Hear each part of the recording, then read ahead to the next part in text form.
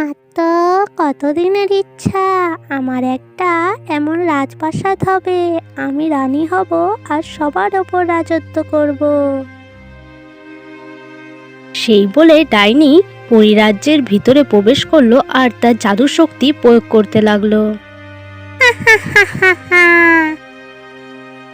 কি ডাইনি, তুই প্রাসাদের ভেতর প্রবেশ করলি কেন? যা বলছি এখনই প্রাসাদের বাইরে বেরিয়ে যা। আমি হিড়িম্বা ডাইনি, আমার এই প্রাসাদকে অনেক ভালো লেগেছে, আর এইখানের পরীরা সব সুখে বসবাস করে, আমার কারো সুখ সহ্য হয় না। এবার আমি এই পরিরাজ্যে রাজত্ব করব আর সব পরীরা হবে আমার দাসী।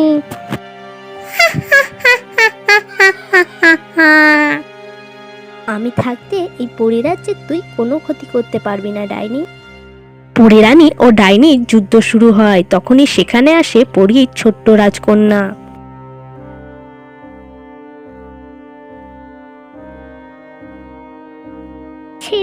ছেড়ে দে ডাইনি, তুই ওর কোনো ক্ষতি করিস না। তোর মেয়েকে জীবিত রাখতে চাইলে যুদ্ধ বন্ধ কর। ডাইনির কথা শুনে পরিরানী দুর্বল হয়ে পড়ে। ডাইনি সেই সুযোগে পরিরানীকে বন্দি করে। এবার তোর একটা ব্যবস্থা করতে হবে, তোকে এখানে বন্দি করে রাখলে তোর মা রানী পরী আবার জাদু প্রয়োগ করার বল ফিরে পাবে। ছেড়ে দাও আমাকে, আমাকে তুমি মেরো না।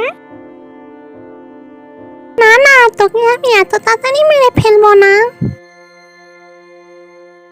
ডাইনি ছোট্ট পরিরাজকন্যাকে একটি আপেলের মধ্যে বন্দি করে দেয় আর বাইরে ছুঁড়ে ফেলে দেয়। আপেলটি গড়িয়ে এসে পড়ে পৃথিবীতে।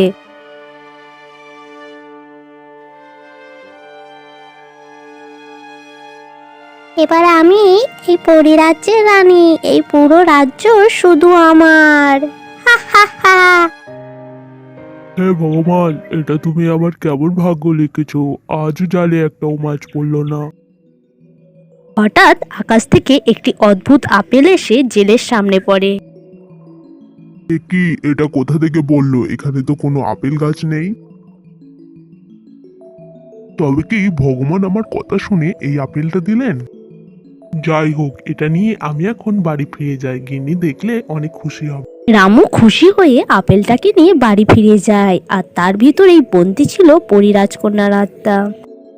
গিন্নি, তাড়াতাড়ি বাইরে বেরিয়ে এসে দেখো আমি তোমার জন্য কি এনেছি। কি হয়েছে, এত ডাকাডাকি করছো কেন? আজও একটাও মাছ পাওনি?